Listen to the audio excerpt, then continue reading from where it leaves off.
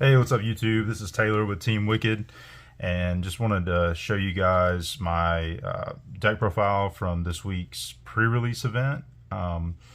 This is a pure Snake Eyes build that me and my friends have been kind of messing around with, and that I came up with and wanted to play for this event. And shout out to them, I was able to get every card I needed to finish the deck, and I think we had 5 rounds of Swiss, then cut the top 8, and played it out from there. And I was second after Swiss. I was undefeated, but I had a draw, I believe. And then my only loss yesterday was to the Voiceless Voice deck that my friend Cameron was playing, and he actually ended up winning the whole event. It was a great event. Had a great time at Augie's games with the rest of the team. So, like I said, this is pure Snake Eyes for the new format with the new cards. Really, really cool. So I'm going to get right into the profile. Starting out, we've got 3 of the Diabell Star Black Witch. It's just a consistency card. It gets you to the rest of your engine in the deck, and I want to make this deck as consistent as possible. And especially going into a new format, kind of blind, not really knowing what everybody was going to be playing. So 3 of her, I thought that was perfect. I played 2 of the Snake Eyes Flamberge Dragon.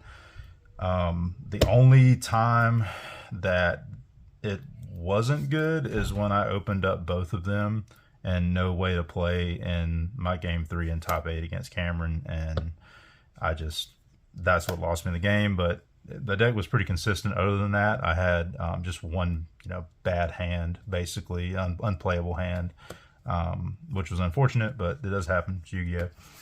But 2 of that was good. It's one of the best cards I think in the game right now.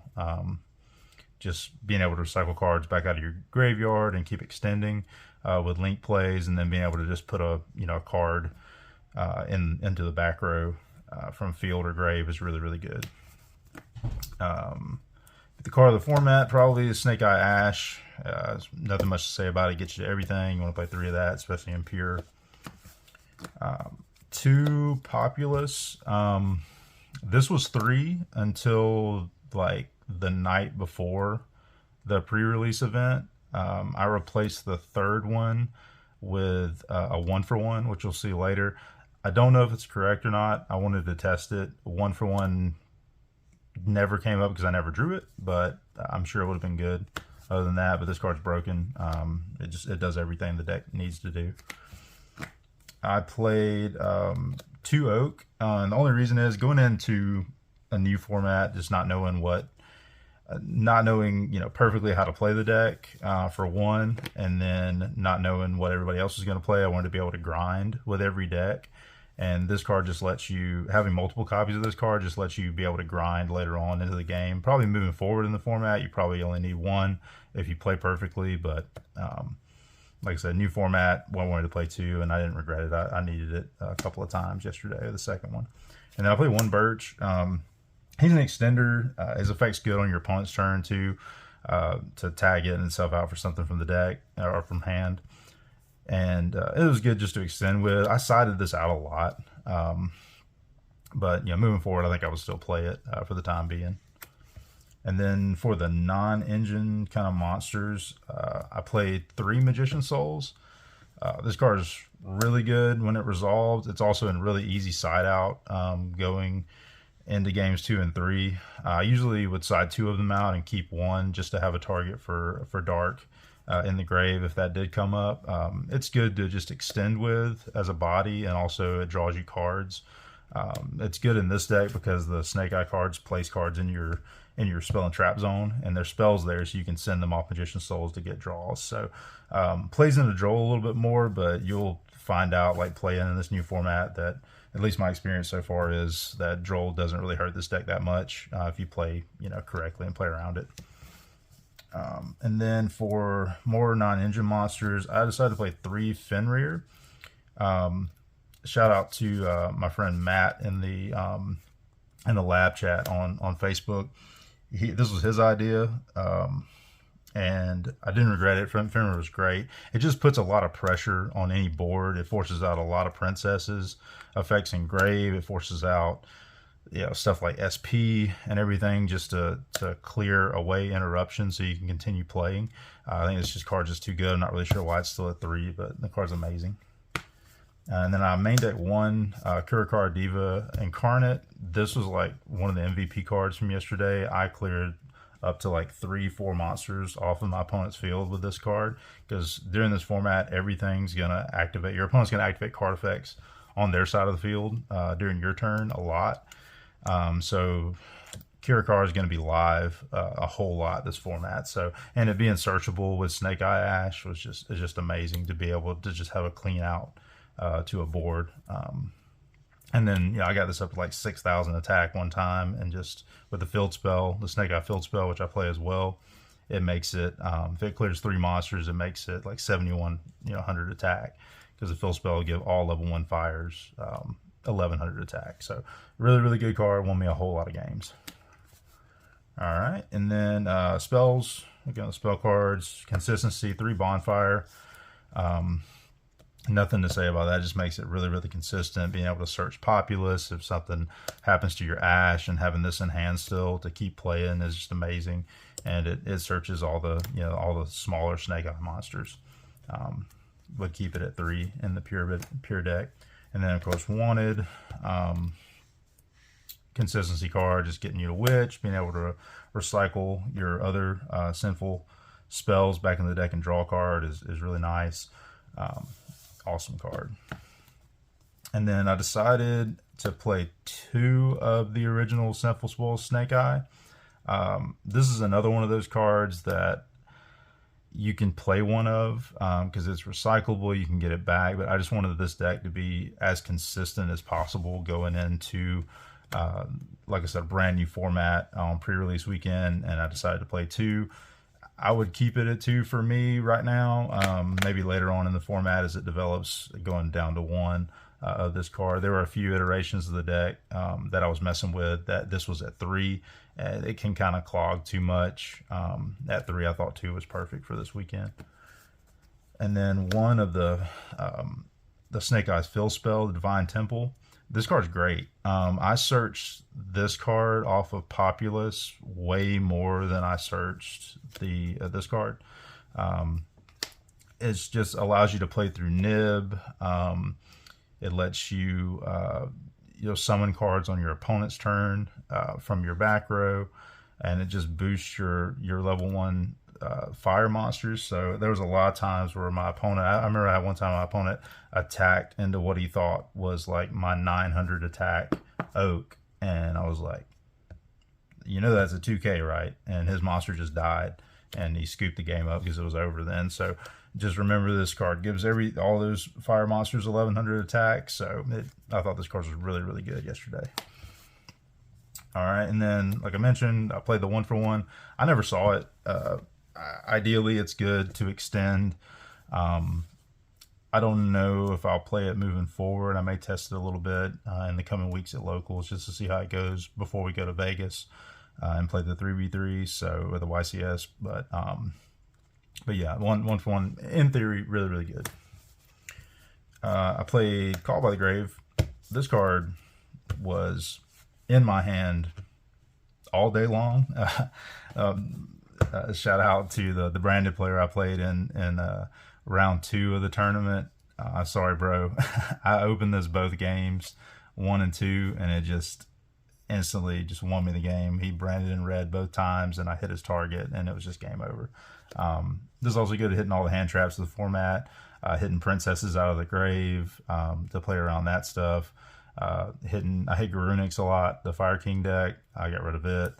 And then also in the Voiceless Voice matchup, it's really good to hit the low in the grave, and also to hit the ritual monster in the grave when it hits as well, so he can't use it on my turn or on his next turn. So Call by Grave, really, really good this format. I think it'll be kind of a staple in everybody's deck. And if you hadn't noticed so far, I opted to not play any hand traps in the main deck. I think in the going into a new format like this, I thought the hand traps seemed really weak in testing. Every time someone activated a Droll or an Ash against me in testing, it was just not good into this combo deck that can just play straight through it and end on the same board. So what I opted to do was just to play a lot of going second kind of board breaker type cards in the main. So for those, I chose 3 Triple Tactics Talent. This card's amazing. Like I said, everybody's going to activate effects on your turn. Even if you go second, like their monsters are going to activate. I took so many people's monsters. I took so many cards out of people's hands. I took starters out of their hands where they couldn't play the next turn. This card was great. I think it's, especially if you're not playing any hand traps, playing talents is just amazing. It was really, really good for me. To go along with those, 3 Forbidden Droplet. This card is really, really good into boards. Obviously, it's really good against the Voiceless deck. And my game 2 against Cameron, I won playing against that deck in top 8.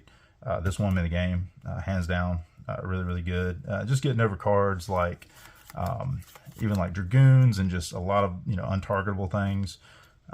Really, really good card. So I think it'll be great moving forward. Also, discarding powerful cards like Flamberge off of Droplet and getting Flamberge effect to summon 2 bodies back is just, it's way too broken not to play. So if you're not playing hand traps, playing board breakers, I think this is one of the best ones. All right, and then the last card of my deck, which is a card I've been thinking about for a long time and have been testing a while into this new format, and it's Enemy Controller. This card was amazing. It was probably one of the best cards, best spell card in the deck that wasn't named Wanted, but being able to just dodging negate effects, like targeting effects with this, and then taking another body.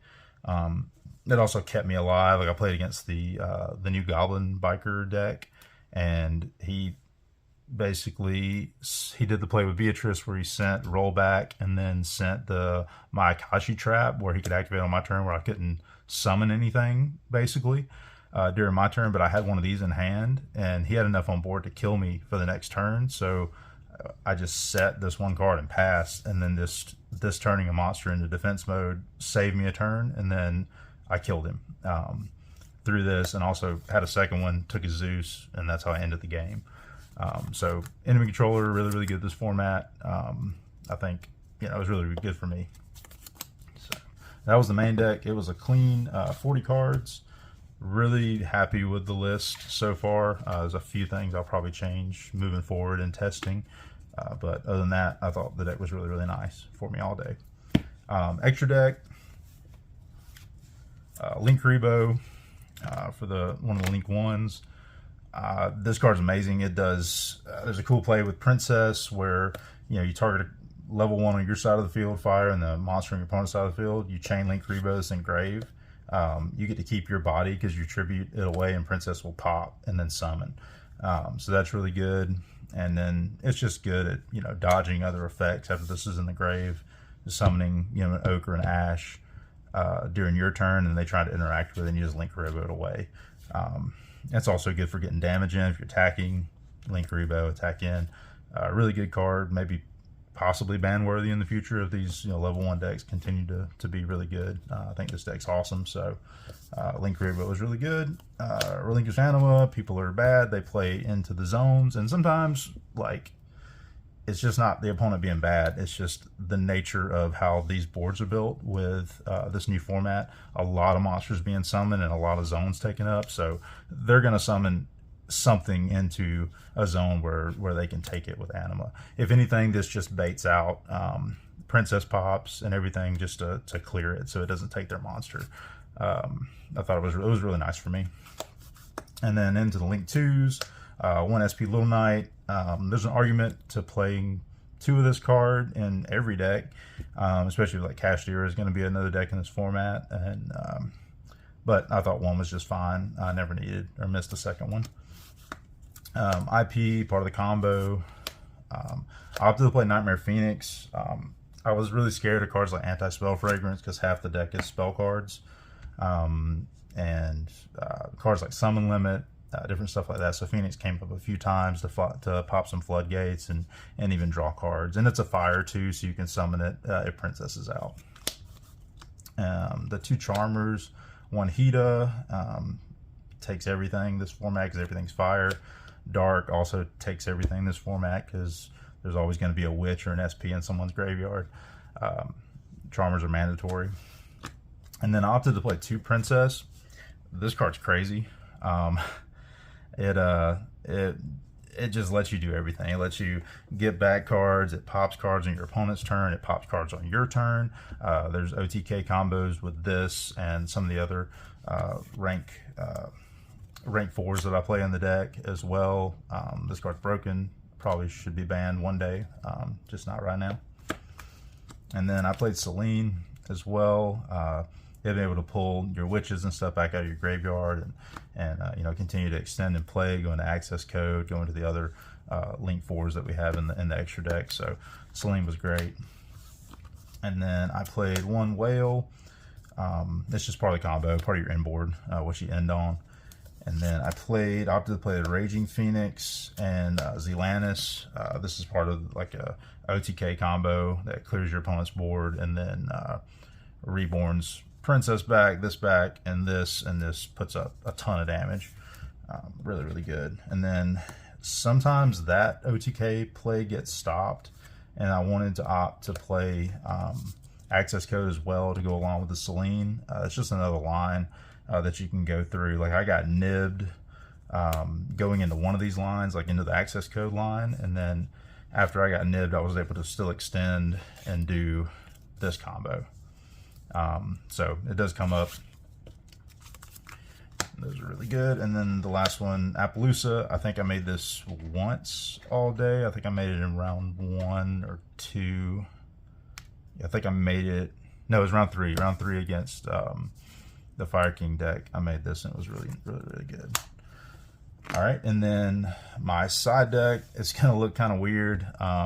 I didn't, like I said, I didn't play any hand traps in the main deck, but I wanted to play a few in the side deck just for decks like Labyrinth, and then the Mirror sometimes, and Fire King's is really good. So I played 2 Ghost Bell.